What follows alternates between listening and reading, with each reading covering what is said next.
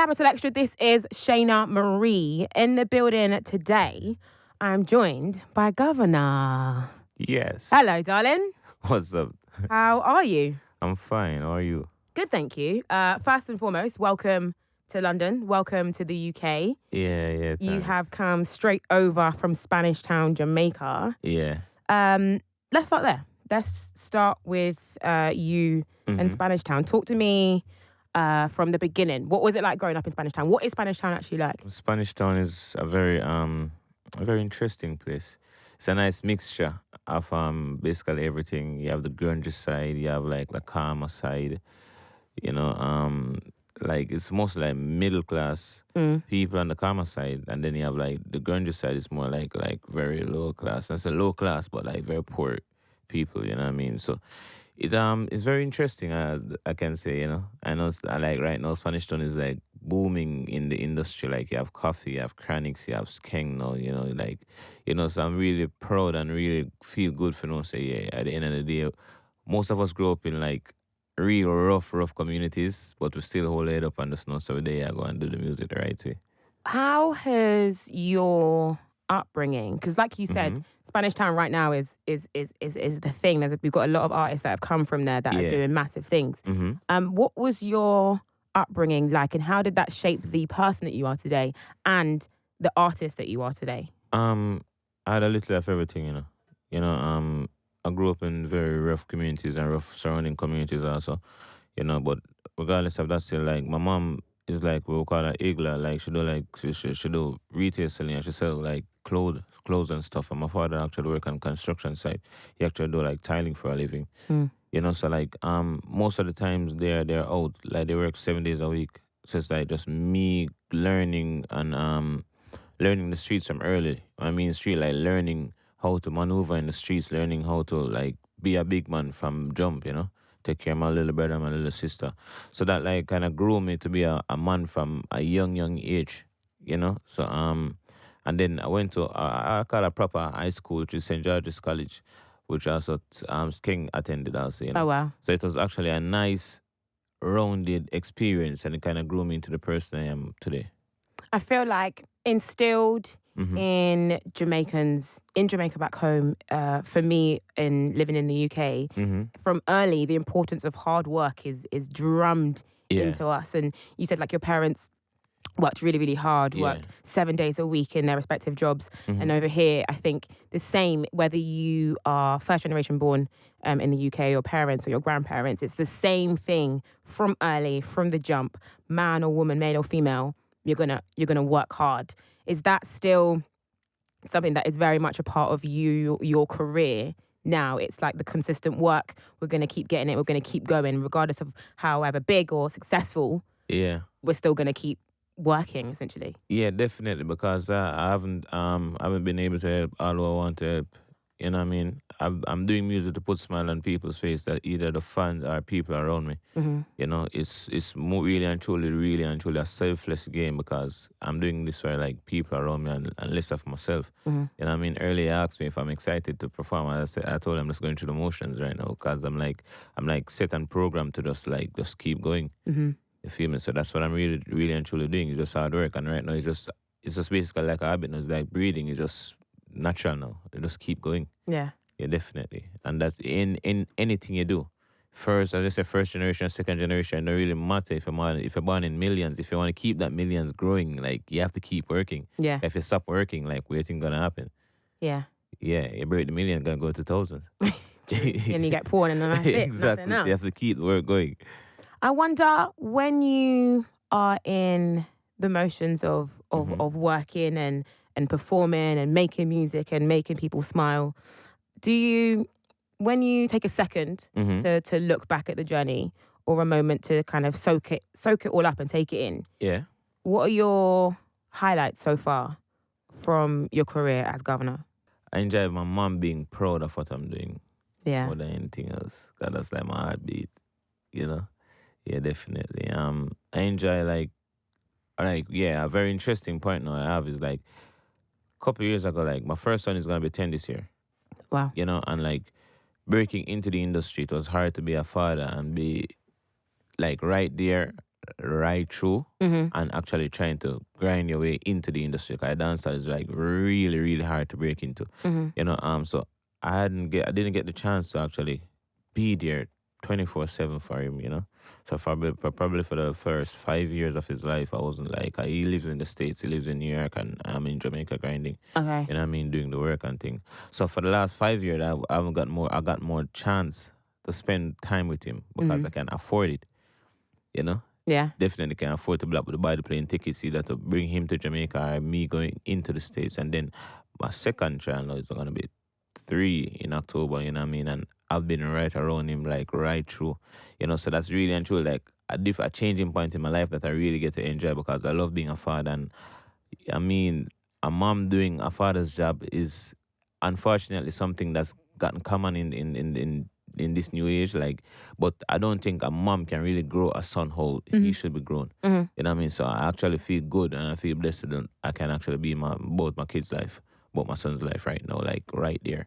You know? I think it's beautiful that, you know, when you can work so hard and travel the world and make music that everyone wants to listen to and party to and rave to, but your blessings are your mum and your sons, and you said that you can spend more time with them because your success, your career has allowed you to do that. So now you can go back and fly your son back to Jamaica or go to America and spend more time and be more around. And it's nice that, you know, like you said, you work. But at the end of the day, these are the important things, and this is what I would say. Don't let me put words in your mouth. But the reason that you're kind of, you know, working so hard and doing so much good stuff. Yeah, definitely. You know, because, you know, the family is the cornerstone of the society. So at the end of the day, like, bringing a proper upbringing for a child is very important, super important for the future.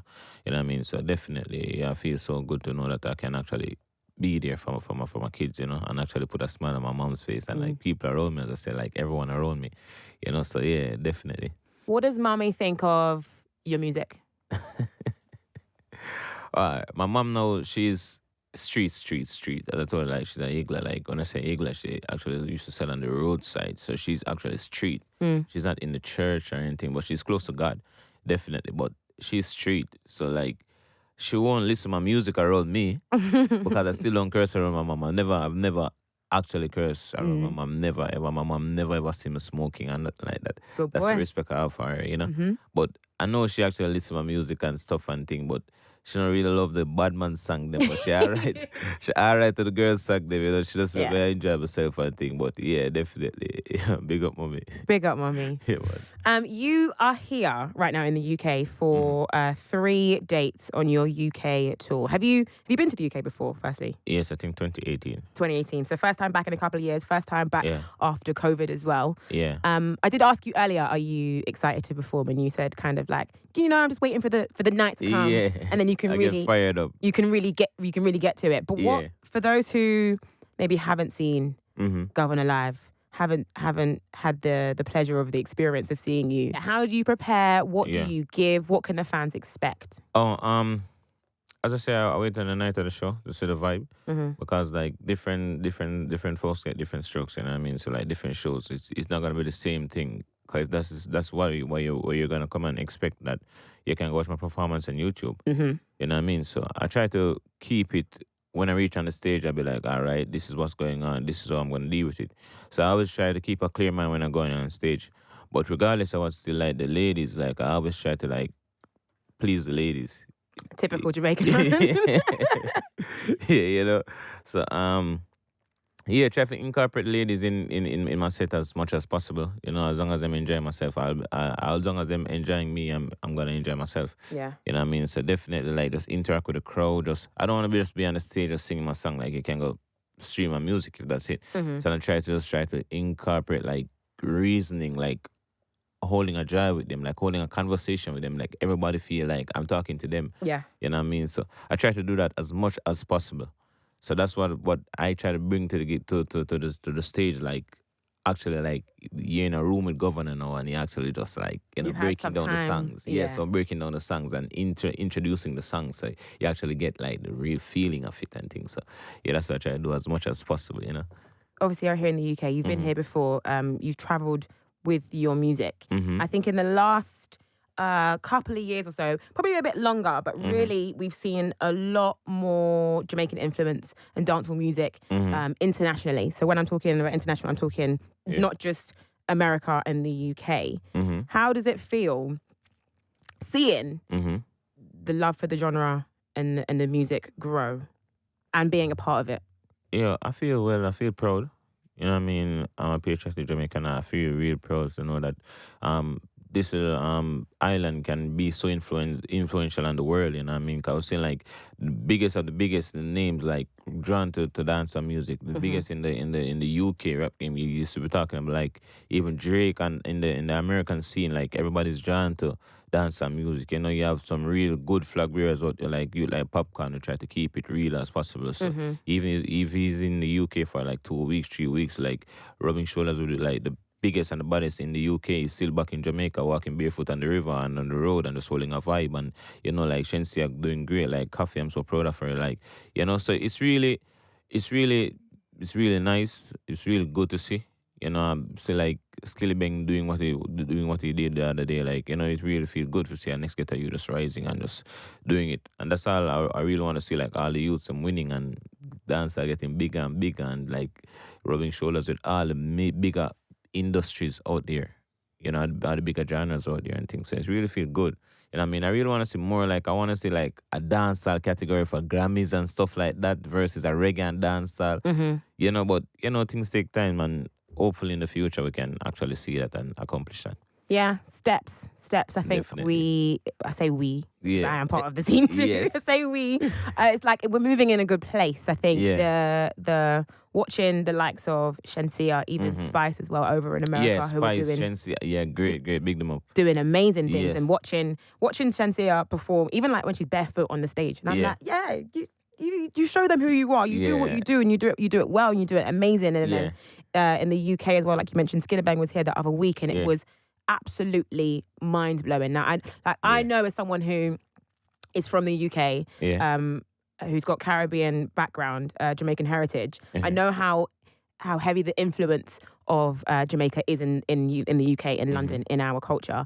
When you witness it again, it's really like, oh, this is what my people are doing. This is what this small little island has come and influenced. And I think, can you shed some light on America? Because I do wonder. I know, like I said, I know how great it is over here in the UK. I know that as British people, we are very heavily influenced by the Caribbean. Even if people don't know it and don't want to admit it, they're very heavily influenced by the words that they use, the food that we eat, the way we wear our clothes.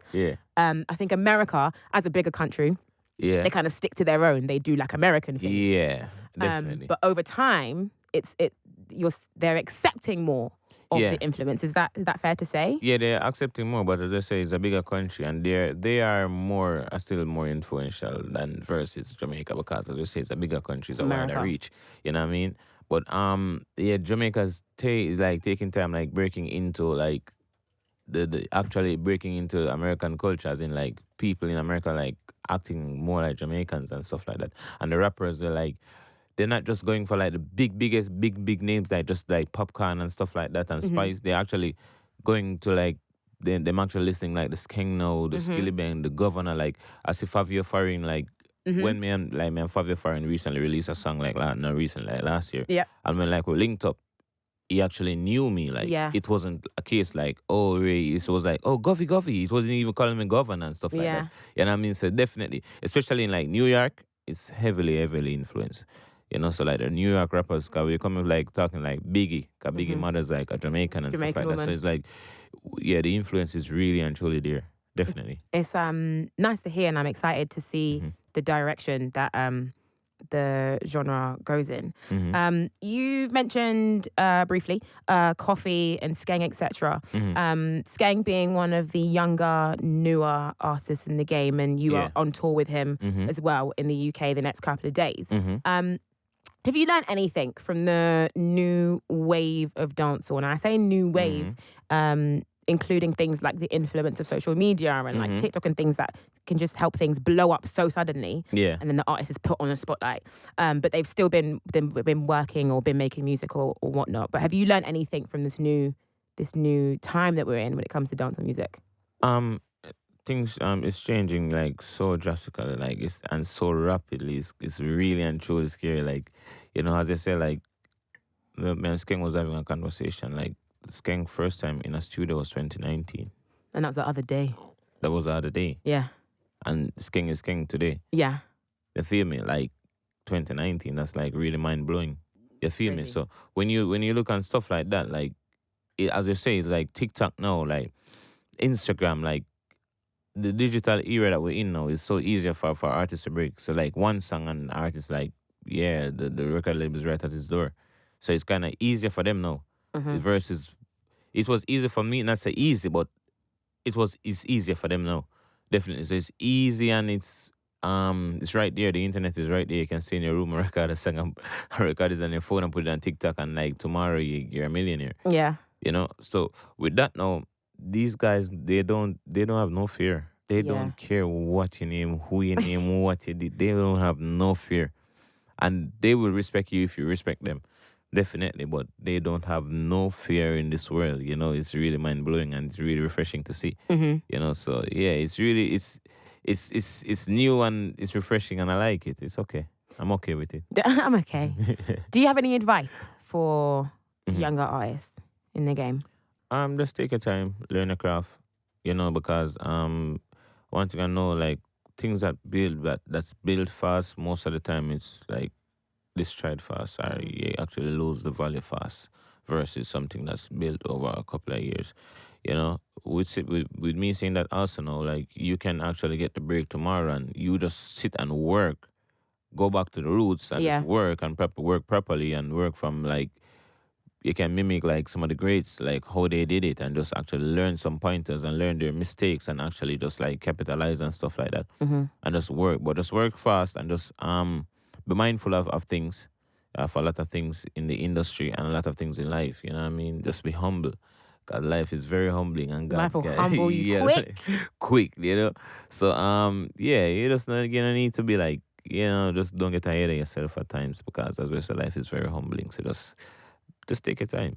What do you think of the UK dancehall scene? Are you clued up on it? Do you know any artists? Will there be any studio time with anybody now that you've got a couple of days? Yeah, man, Style is really cool. Style is actually from Spanish Town. Spanish Town, Stylogy. Style's father is actually from the same community that I'm from. So we're actually close. Like, so me and Style have recorded out already and stuff like that. We got IQ as well. Amara BB. She's doing great things. I met IQ last night, Oh, wicked. Yeah, I heard his song before I came to the UK. So I actually heard a song with him and Steph London. Yeah, that song on TikTok. Yeah, I sing that crazy on social media. So actually I was aware of that song. Yeah. I'm not. You can give me some other names. Amara BB is another good one. She is she's been doing things for a couple of years now. She's got a song called Slow Motion. I'm gonna try to catch on to her and not, yeah. She's wicked as well. Crystal is another good one. She is like a bit of a rapper, that's a Lali song. Yes. Yeah. From the first time I heard that track, I know that track was gonna like she have a sound. Like I love her sound. She's amazing. I saw her perform at the Skillabang show a couple of weeks ago, and I was like, oh, this girl's like, she's wicked. Yeah. She's wicked. Yeah. So maybe now you're in the UK, get some time to also go on. Be across. Yeah. What's going on? And for the rest of the year, Governor, can we expect any more collaborations, or what can we hope for from you? From Governor for the rest of the year, it's gonna be a very interesting year, because for the last 2 years I've been in the States, like just in the States with my sons. COVID and stuff, like you never really have nothing to do. But like the place opening up now, so I'm like a raging bull. I'm just letting me go now. I'm just we're gonna get crazy again. I'm gonna get crazy again. So you can expect the unexpected. It's gonna be a lot of work. That's the only thing my fans can expect this year. Like way more work than I used to put out like normally. And it's gonna be a change. Like I used to release like 8 songs a year or something like that, and to a whole lot of people, they might feel like that's a whole heap. But in dance, you have people releasing 50 and 60 songs for the year. Dancehall things move like quick. It's quick. You know what I mean? So probably this year, I probably go like 15, 16. I'm definitely not gonna go 50 and stuff like that, because like I think you gotta owe some form of value to your music, and if they can just get it like on demand, they're not gonna value it as much. I don't think. So still make the fans wait a little. So yeah, probably like 15, 16 tracks this year. So it's gonna be doubled from what I do normally in previous years. But Raging Bull, I'm just ready right now to work again. So yeah. Govana, the Raging Bull, everyone, on Capital Extra. It's been an absolute pleasure. Thank you so much for joining me Thanks today. for having me. It's a pleasure,